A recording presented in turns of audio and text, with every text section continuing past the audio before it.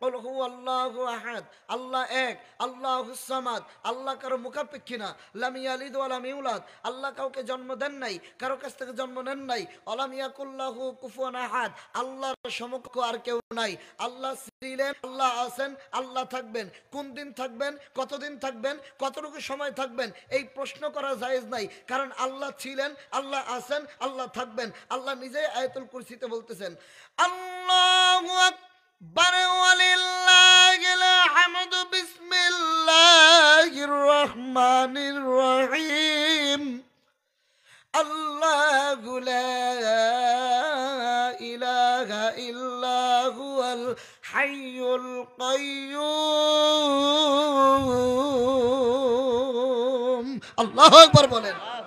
আল্লাহ বলেন আল্লাহু, তিনি এমন এক আল্লাহ, লা ইলাহা ইল্লাহু, তিনি ছাড়া ইবাদতের উপযুক্ত আর কেউ নাই, হুয়াল হাইয়ুল কাইয়্যুম, তিনি চিরজীব অমর, তিনি ছিলেন, তিনি আছেন, তিনি থাকবেন। মারহাবা কোন, আরো জোরে বলেন, আরো জোরে বলেন।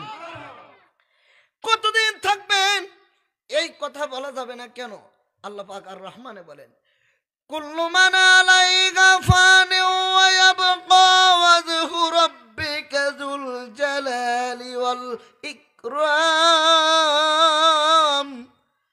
ফাবিআইয়ি আলাই রাব্বিকুমা তুকাযযিবান।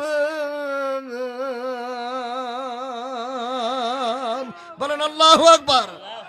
আল্লাহ বলেন কুল্লু মান আলাইহা ফান, সব ধ্বংস হয়ে যাবে। একমাত্র আল্লাহর কুদরতের চেহারা থাকবে, আর কিছু থাকবে না।